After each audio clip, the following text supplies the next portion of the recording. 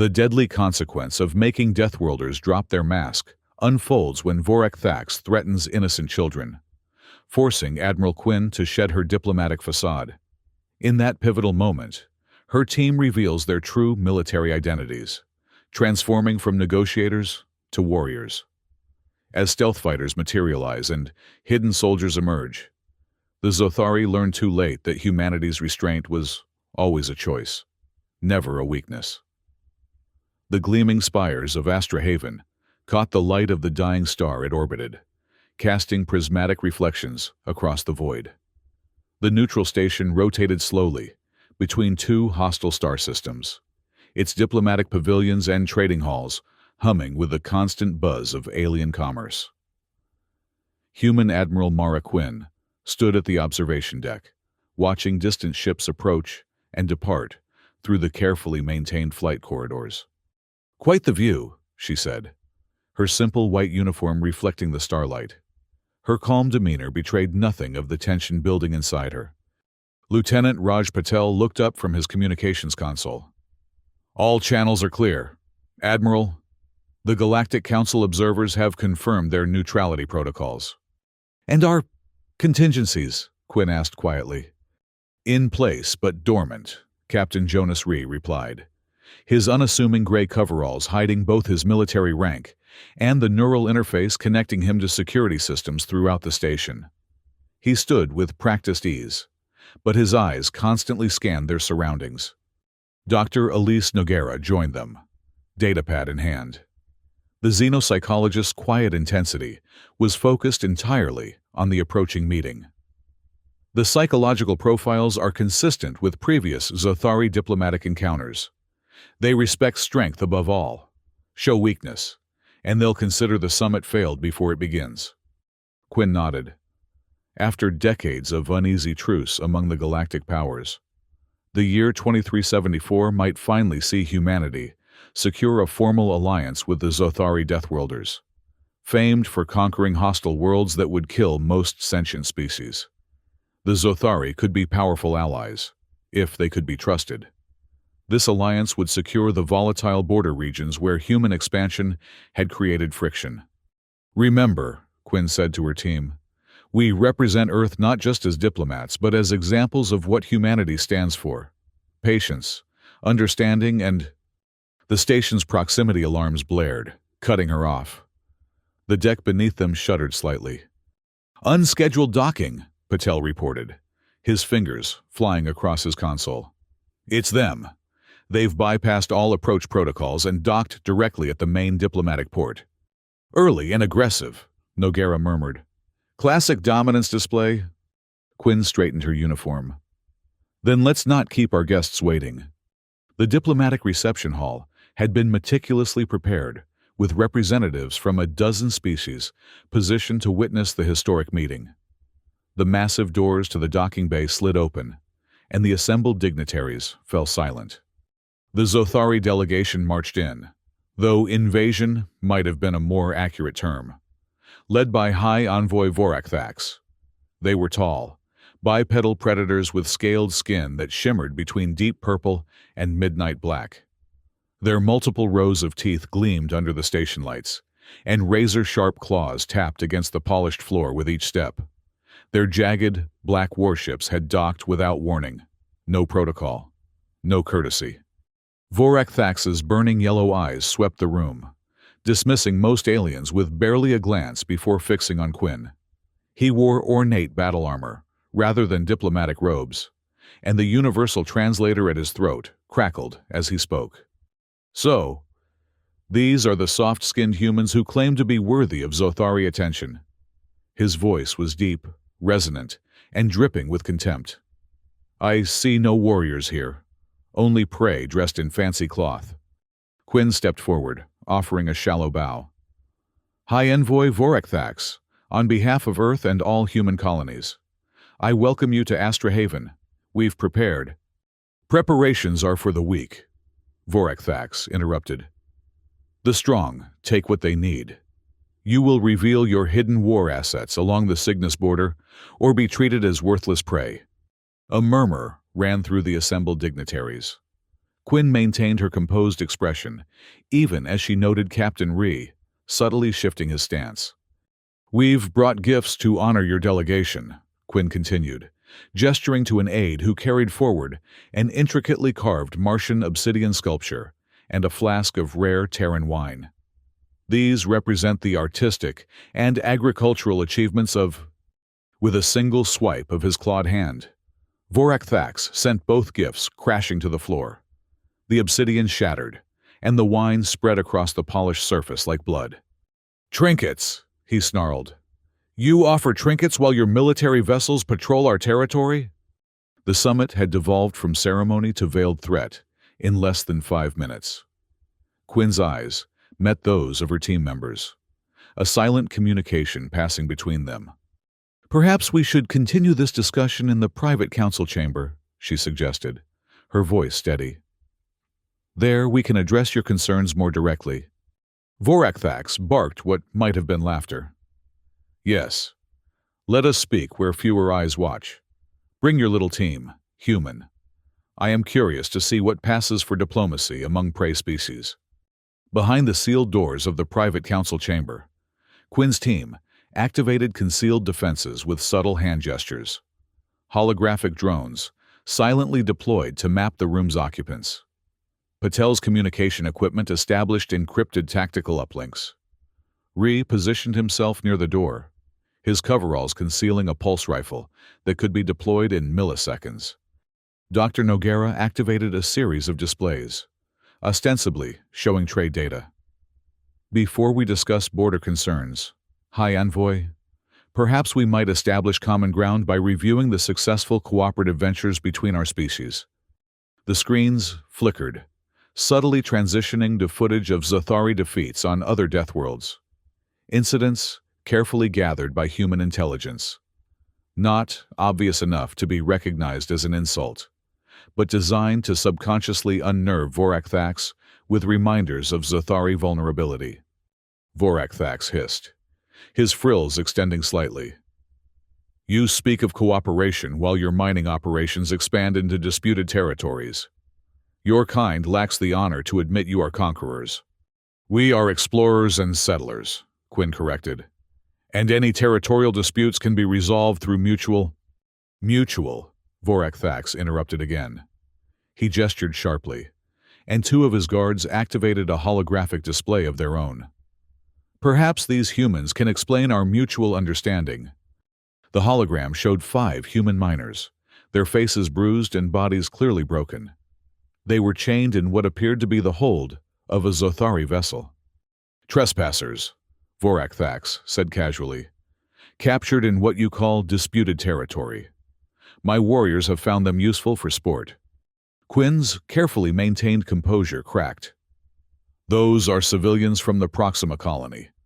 Their transport was reported missing 3 weeks ago." "Yes, and they provided much entertainment before the weaker ones expired." Vorak Thax's teeth gleamed in what might have been a smile. "The strong survive. The weak serve until they die. This is the natural order." In that moment, Quinn felt a line being crossed, not just diplomatically, but morally. The miners' terrified faces burned into her consciousness. This was no longer about securing an alliance. It was about basic humanity. "Release them immediately!" she demanded, her diplomat's tone giving way to a commander's authority.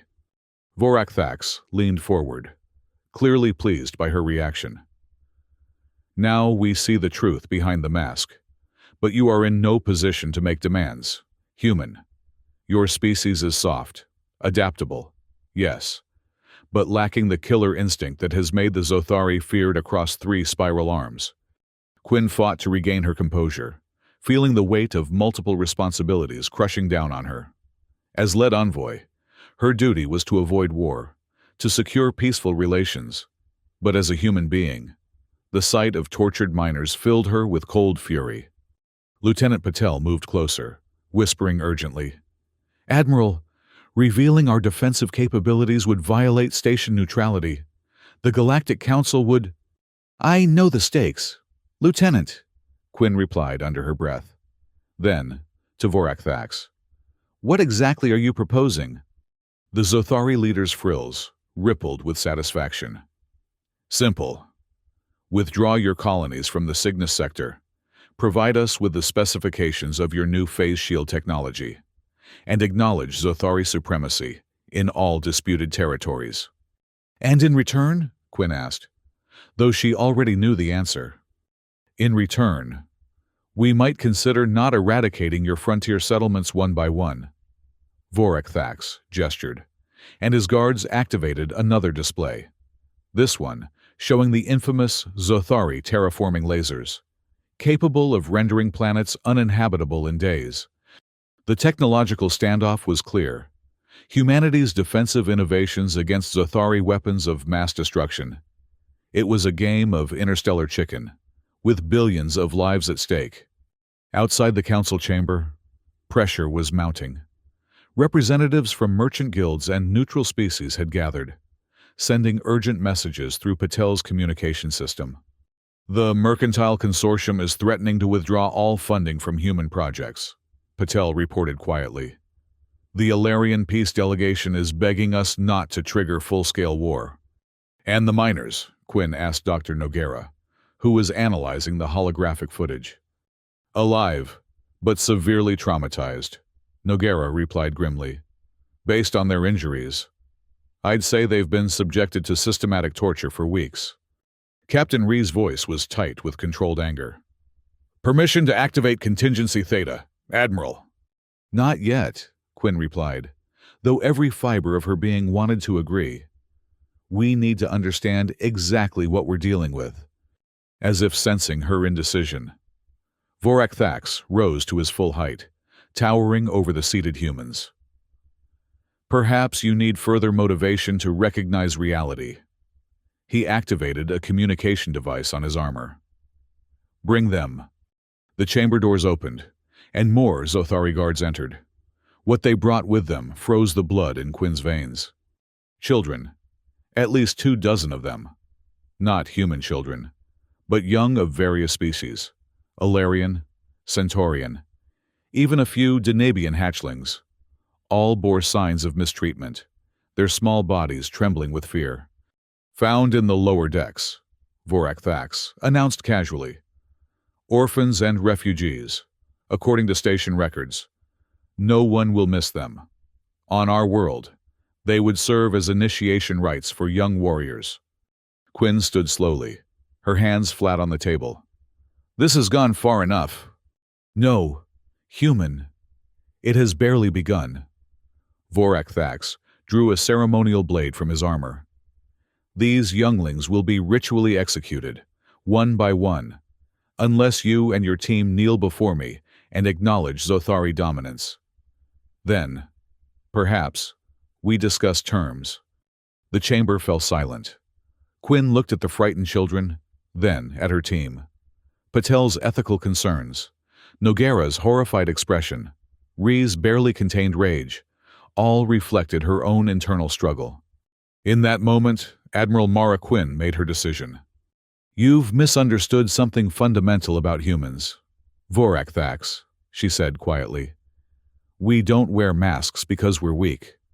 We wear them because we're strong enough to choose restraint. She tapped a sequence on her wrist communicator. Immediately. Her simple white uniform reconfigured, nanites restructuring the fabric into military armor, bearing the insignia of Earth Fleet Special Operations. Around the table, her team underwent similar transformations. Lieutenant Patel's communications equipment expanded into a tactical command center. Dr. Noguera's datapad unfolded into advanced neurological weapons. Captain Ree's coveralls melted away to reveal full battle armor and an array of weapons that would make even a Zothari warrior pause. We came prepared for peace, Quinn said, her voice now carrying the unmistakable tone of military command. But we're always ready for war. Vorak Thax snarled, raising his blade toward the nearest child, but before he could strike, the lights throughout the station flashed red. Through the viewport behind him, stealth fighters appeared in orbit, their cloaking fields deactivating to reveal a fleet that dwarfed the Zothari vessels. Now, Quinn ordered, Captain Ree moved with inhuman speed, targeting the guards nearest the children with precision stun blasts. Simultaneously, hidden panels in the walls slid open, revealing human special forces teams that had been concealed throughout the station. Patel's communications array jammed all Zothari signals, preventing them from coordinating a defense. Dr. Noguera deployed neurological disruptors specifically calibrated to Zothari physiology, temporarily paralyzing several warriors without harming the children. Vorak Thax roared in fury and lunged at Quinn, but she was no longer where he expected. Years of training in zero-G combat made her movements unpredictable. She sidestepped his attack and struck with a neural disruptor that sent him crashing to his knees. Throughout Astra Haven, precision strikes by human covert teams secured strategic points and rescued the hostages. Hidden gunships surrounded the Zothari fleet, their weapons locked on the Black Warship's critical systems. Within minutes, it was over. Vorak Thax knelt before Quinn, his warriors similarly subdued around the chamber. The children had been quickly evacuated to medical facilities. "Impossible," the Zothari leader growled. "Your kind are diplomats, not warriors." "We're both," Quinn replied, deactivating her neural disruptor. "Humanity survived its death world by cooperation as much as competition. We fight when necessary, but prefer not to. That's a choice, not a weakness." The Zothari ships, outmaneuvered and outgunned, surrendered. Reports flooded in from throughout the station. No civilian casualties, minimal structural damage, all hostages secured. The miners from the hologram had been found in the Zothari flagship and were receiving emergency medical care. "What now?" Vorak Thax asked, hatred burning in his yellow eyes. "Execution? Imprisonment?" Quinn looked at her team, then back at the fallen warlord. "Neither. Rehabilitation." "What?" "Your people value strength, and today you've seen ours," Quinn explained. "But true strength isn't about domination. It's about building something that lasts. We're offering your warriors a chance to participate in cooperative engineering projects, empathy training, shared life and death simulations on a controlled death world." "You would teach us?" Vorak Thax seemed genuinely confused. "We would learn together," Quinn corrected, "because the galaxy faces threats that neither of our species can handle alone." 6 months later, Astra Haven was transformed. The diplomatic pavilions now housed joint human-Zothari research teams, working on planetary restoration technology, where weapons had once been displayed. Botanical domes showcased ecosystems from both homeworlds, demonstrating how life adapted to harsh conditions through cooperation rather than pure aggression. Admiral Quinn stood again at the observation deck, watching ships come and go. Her uniform was once more the simple white of a diplomat, though she would never again pretend to be only that. "The terraforming project on Cygnus 4 is showing remarkable progress," Lieutenant Patel reported, joining her at the viewport. "The Zothari engineering teams have concepts for soil regeneration that our scientists never considered." "Predator perspective," Quinn nodded. "They understand destruction intimately, which gives them unique insight into creation." Captain Ree approached, his stance still vigilant despite the improved relations. "Security update, Admiral. The former hostages have all been returned to their homeworlds. The miners are still in rehabilitation, but doctors expect full physical recovery." "And psychological recovery?" Quinn asked. "Ongoing," Dr. Noguera answered, stepping forward with her datapad. "But they're resilient, like all humans." She hesitated before adding, "The Zothari warriors in the cultural exchange program are showing surprising progress. Several have requested to extend their participation." Quinn allowed herself a small smile. "From enemies to colleagues. Not bad for 6 months' work." "Was there ever a moment when you doubted?" Patel asked quietly. "When you thought we might have to?" "Annihilate them?" Quinn finished the unspoken question. "The thought crossed my mind when I saw those children. But that's the line we can't cross, becoming what we fight against. Some would say we should have made an example of them, Ree remarked. To prevent future threats. We did make an example, Quinn replied. Just not the kind they expected. The four of them stood in companionable silence, each reconciling their new understanding of themselves. Quinn, once solely a diplomat, now bore the weight of commander and guardian of galactic peace. Patel had balanced duty with moral choice. Noguera faced the cost of psychological manipulation, and Ree had embraced his role as protector, not just enforcer. A soft alarm from Patel's console interrupted their reflection. Far orbit scanners have detected something, he reported, frowning at the readings. An unknown fleet approaching from the galactic rim. Configuration doesn't match any known species. Alert status? Quinn asked, already feeling the weight of command settling back onto her shoulders. Not hostile yet, Ree answered, reviewing tactical data. But definitely curious. They're scanning everything. Quinn nodded thoughtfully. Inform the Zothari representatives. This might be a good opportunity to demonstrate our new alliance. As her team moved with practiced efficiency to prepare for first contact, Quinn remained at the viewport for one moment longer. Somewhere out there, new challenges waited. Perhaps new predators who would mistake diplomacy for weakness. The cycle of masks and revelations would continue. But this time, the galaxy knew what humans truly were. Not just talkers or fighters, but something more complex. A species that chose peace until peace was no longer an option, and then fought with unexpected ferocity to protect not just themselves, but all those who couldn't fight back. The most dangerous predators, after all, weren't those with the sharpest claws or strongest jaws. They were those who could think, plan, and coordinate. Those who could wear the mask of civilization while keeping their lethal capabilities carefully hidden until needed. As Quinn turned away from the viewport to prepare for the approaching ships, she wondered what masks these newcomers might wear, and what faces might be revealed beneath them. The station continued its eternal rotation, balance between worlds, between war and peace, between what was and what might yet be. And in the vast darkness between the stars, the unknown fleet drew closer. Astra Haven gleamed like a jewel in the void, a testament to the idea that even Deathworlders could learn to build rather than destroy. Whether that lesson would hold in the face of new challenges remained to be seen. But Admiral Mara Quinn and her team would be ready, whatever came next. The human delegation gathered in the command center, their expressions serious but resolved. As screens displayed the approaching mystery fleet, Quinn straightened her uniform and gave the order.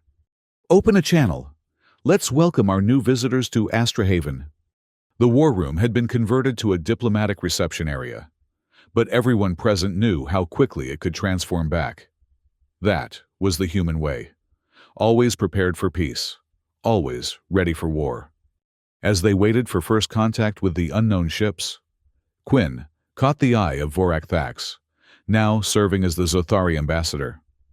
The former warlord inclined his head slightly, a gesture of respect that would have been unthinkable 6 months ago. Quinn returned the nod, then turned her attention to the stars.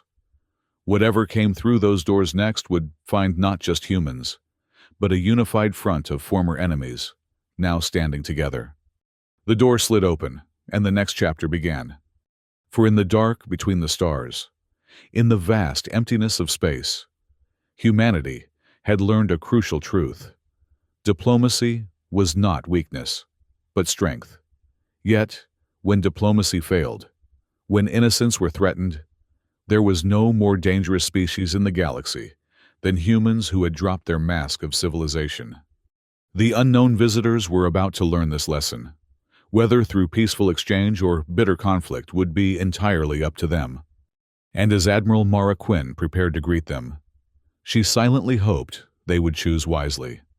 For the deadliest consequence of making Deathworlders drop their mask was not the immediate violence. It was the realization, always too late, that you had never truly understood what you were facing until that moment when the mask finally fell away. And by then, it was already too late.